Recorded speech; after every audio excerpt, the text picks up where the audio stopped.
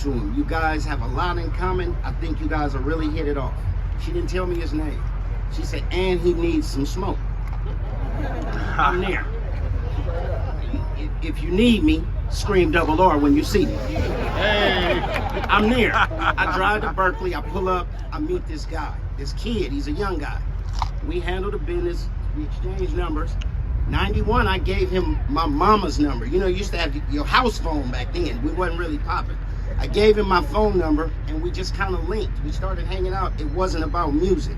It was just in general hanging out. I had 415 going at the time. I think it was probably the hottest thing in the street at the time. So he spoke to me about wanting to do music, and I told him, I said, bro, you on the Black Power stuff. I'm on this gangster thing. Like, it's a different thing. He like, we're gonna do some music.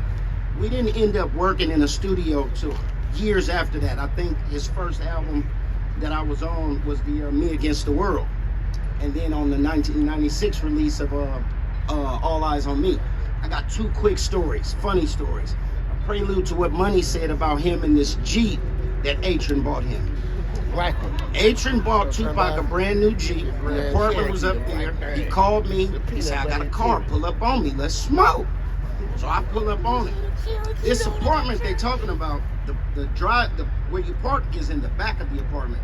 And it's a catwalk to drive out of this thing. The Jeep is back there. He like, come on, let's go get some blunts. I said, all right. He said, I don't know how to drive. I said, well, let me pull it out. No, I got it. I get in the passenger side. Pac pulled out, pinned the mirror up against the passenger window, dragged the Jeep all the way down the wall. All the way, this is a true story. Dragged it all the way down the wall. And I'm like, dude, you messing up the truck. He said, man, I ain't never had nothing. I'm just happy. Let's get some blunts. We get to the store and I get out and the whole side of the truck is trash. He didn't care nothing about things. He cared about people. He was just that kind of guy. We ended up doing songs in the studio. He's actually one of the biggest reasons I got signed, because he told me, man, you got to get signed, you got to get a deal. Get a deal, get a deal. He wrote me a few times when he was in Dannemora talking about he was going to be coming home. So he was like my little brother. And I tell people, I said, he's like the little homie who turned to the big homie, because you know what he did. I mean, he skyrocketed. But I remember being at home one time and he called my mom's house. But I didn't meet Pac until like 92. But the person, where we at? Davis, I think it was Juneteenth or something. And my man Richie Rich, he was there. He was like, he said, we was finna leave.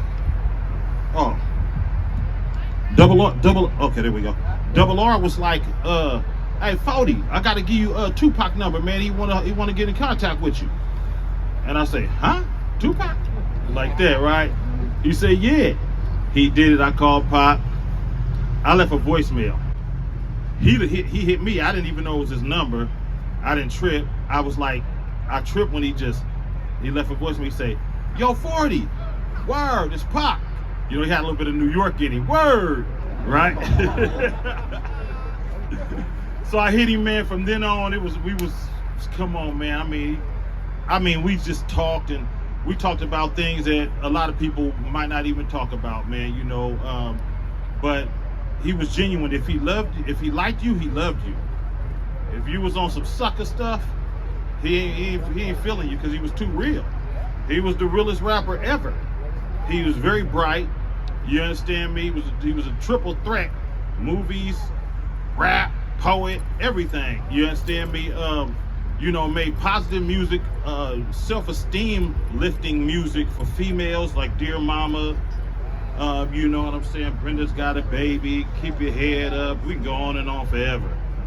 You know, so all I know is it was always good times. He'd get in the studio, and when we in the studio, he would actually write within like 10 minutes, write his whole verse. I never seen nobody write that quick. He was incredible with the pen. Last time I seen him, we was in Calabasas at my Practice Looking Hard video.